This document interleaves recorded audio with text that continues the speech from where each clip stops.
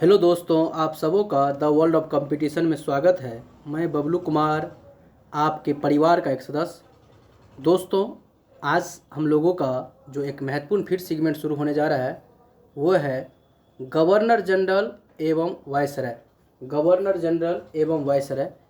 दोस्तों, हम लोग इस बात को ध्यान देखेंगे कि यहाँ से एग्ज़ाम में एक प्रश्न तो देखने को निश्चित मिलता है, कभी कभी दो प्रश्न भी आ जाता है यहाँ से।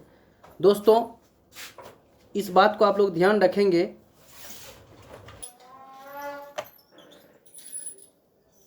दोस्तों, पहला चीज़ बनता है यहाँ से कि अस्थाई बंदोबस्त या अस्थाई कर व्यवस्था किसके समय में लागू किया गया था? लॉर्ड कॉर्नवालिस के समय में लागू किया गया था। लॉर्ड कॉर्नवालिस के समय में लागू किया गया था।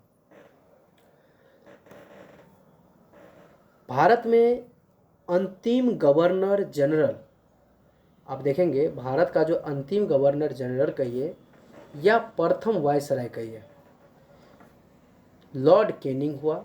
लॉर्ड कैनिंग हुआ क्योंकि आप जानते हैं 1857 का जो क्रांति हुआ है, उस क्रांति के बाद सत्ता परिवर्तन 1858 ईस्वी में कंपनी के हाथ से सीधे क्राउन के हाथ में चला गया और उसके बाद जो गवर्नर जनरल का पद था उसको समाप्त करके क्या कर दिया गया?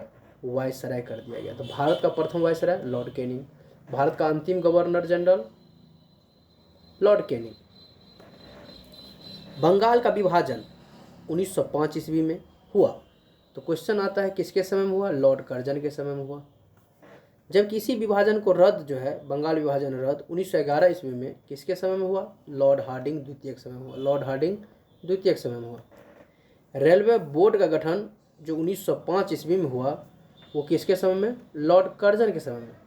जबकि रेलवे पहली बार जो रेलगाड़ी चलाई गई थी वो डलहौजी के समय में, डलहौजी के समय में 1853 में, 1853 में।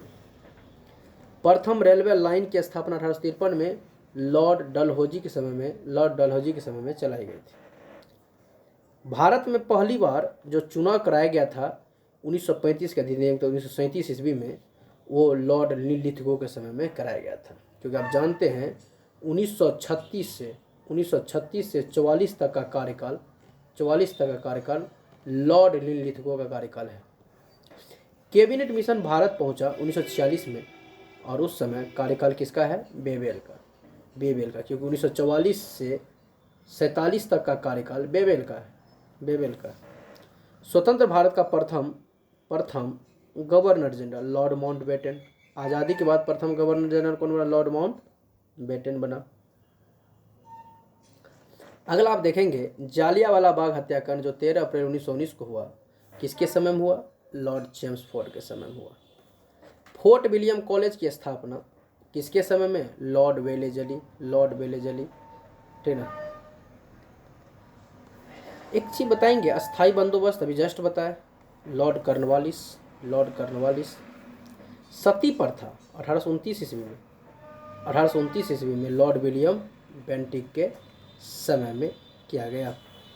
प्रथम फैक्ट्री अधिनियम जो आया 1881 में वो किसके समय में? लॉर्ड रिपन के समय में, लॉर्ड रिपन के समय। प्रथम फैक्ट्री अधिनियम, प्रथम फैक्ट्री अधिनियम किसके समय में? लॉर्ड रिपन के समय में, लॉर्ड रिपन के समय में। क्यों भाई? कि 1880 से लेकर 84 तक का कार्यकाल रिपन का है। 80 से 84 तक का कार्यकाल किसका है? रिपन का है। अलीगढ़ मुस्लिम विश्वविद्यालय की स्थापना जो 1920 में हुआ, किसके समय में? चेम्सफोर्ड के समय में। क्यों भाई? तो 1916 से 21 तक का जो कार्यकाल है वो लॉर्ड चेम्सफोर्ड का है, लॉर्ड चेम्सफोर्ड का।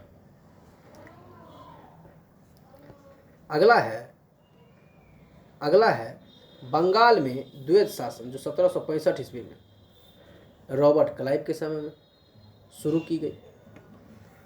जबकि इसी बंगाल के द्वैध शासन का समाप्ति 1772 ईस्वी में हुआ था और वो हुआ है वारेन हेस्टिंग्स के समय में, वारेन हेस्टिंग्स के समय, वारेन हेस्टिंग्स के समय। अगला है कलकत्ता, मद्रास, बम्बई में हाई कोर्ट की जो स्थापना है वो किसके समय में? लॉर्ड कैनिंग के समय में। क्यों भाई? तो 1856 से लेकर 62 तक का कार्यकाल लॉर्ड कैनिंग का, लॉर्ड कैनिंग का। होम रूल लीग की स्थापना,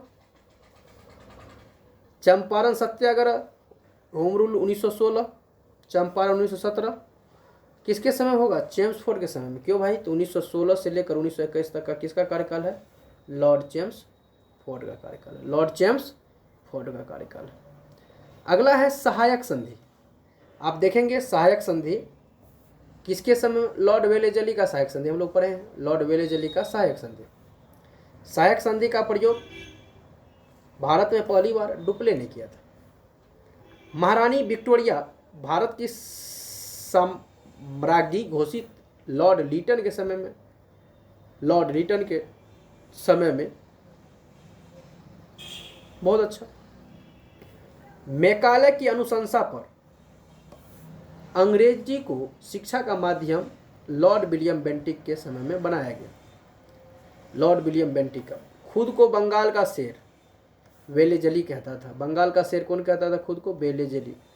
सैमन कमीशन भारत 1928 ईस्वी में आया और ये इरविन के का कार्यकाल है। किसका कार्यकाल है? लॉर्ड इरविन का समय। स्थानीय स्वशासन 1882 ईस्वी में। स्थानीय स्वशासन की शुरुआत 1892 ईस्वी में लॉर्ड रिपन के समय हुआ। लॉर्ड रिपन के समय हुआ। स्थानीय स्वशासन की शुरुआत 1882 लॉर्ड रिपन के समय में हुआ। असहयोग आंदोलन की शुरुआत चेम्सफोर्ड के समय में। असहयोग आंदोलन की शुरुआत चेम्सफोर्ड के समय में। असहयोग आंदोलन 1920 तो किसके समय में? लॉर्ड चेम्सफोर्ड के समय में। मुस्लिम लीग 1906 और इसीलिए मिंटो द्वितीय, क्योंकि भाई 1905 से लेकर 10 तक किसका कार्यकाल है? लॉर्ड मिंटो द्वितीय का कार्यकाल है। अगला है, आप देखेंगे अगला को हम लोग का है द्वितीय विश्व युद्ध जो प्रारंभ हुआ 1939 में। तो किसके समय में हुआ? लॉर्ड लिथगो का। क्यों भैया? तो 1936 से 44 तक का किसका कार्यकाल है? लॉर्ड लिथगो का कार्यकाल। कांग्रेस का जन्म या स्थापना 1885 में हुआ है। तो 1885 किसका कार्यकाल है? लॉर्ड डफरिन का। क्यों भाई? तो 1884 से लेकर 88 तक का कार्यकाल किसका है? डफरिन का। 1884 से लेकर 88 तक का कार्यकाल किसका है? डफरिन का। तो कांग्रेस का जन्म डफरिन के समय में हुआ। मुस्लिम लीग का 1906 मिंटो द्वितीय के समय में हुआ। तो इस तरह से आपको ये याद होना चाहिए। अगर हम ये पूरे देखें तो आपको एक चीज़ समझ में आया होगा कि अगर हम गवर्नर जनरल या इसका एक सीरीज़ दिमाग में बैठा लें तो हमें खास दिक्कत नहीं। वजह से आप देखे होंगे 1899 से 1905 ये लॉर्ड कर्जन का कार्यकाल है। लॉर्ड कर्जन का कार्यकाल है। 1905 से 1910 5 से 10 ये लॉर्ड मिंटो द्वितीय का कार्यकाल है। आप देखेंगे 1910 से 1916 1910 से इसका आता है कम, लेकिन फिर भी लॉर्ड हार्डिंग द्वितीय का कार्यकाल है। 1916 से 21 ये लॉर्ड चेम्सफोर्ड का कार्यकाल है। 1921 से 26 ये आप देखेंगे लॉर्ड रीडिंग का कार्यकाल है। ये 1926 से 1931 आप 1926 से 1931 देखेंगे ये इरविन का कार्यकाल है। 1931 से 36 ये वेलिंगटन का कार्यकाल है।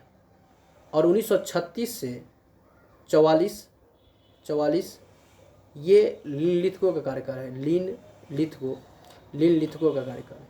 1944 से 47 तक ये बेबेल का कार्यकाल है। 1947 से 48 ये माउंटबेटन का कार्यकाल है। और 1948 से आप देखेंगे 1946 47 हुआ, 47 से 48 से 50 हम लोग देखेंगे तो चक्रवर्ती राजगोपालाचारी का कार्यकाल हो जाता है। तो तो इस तरह से अगर हम ये सीरीज भी याद रखें यहाँ से कंटिन्यूटी, तो हम सारे गवर्नर का एक व्यू बना के रख सकते हैं। लेकिन जब ये हम लोग आएंगे, जब डीपली टॉपिक में टॉपिक वाइज पढ़ने वाले होंगे, तो उसमें हम ये सारे टेक्निक को सिखाएंगे। फिलहाल आप एग्जाम को ध्यान में रखते हुए हीटेड बात, ये जो इम्पोर्टेंट कंटेंट है इसे याद जरूर कर ले दोस्तों। हम लोग मिलेंगे फिर अगले सीरीज में। हम लोग यहाँ लेते हैं विराम। बहुत बहुत धन्यवाद।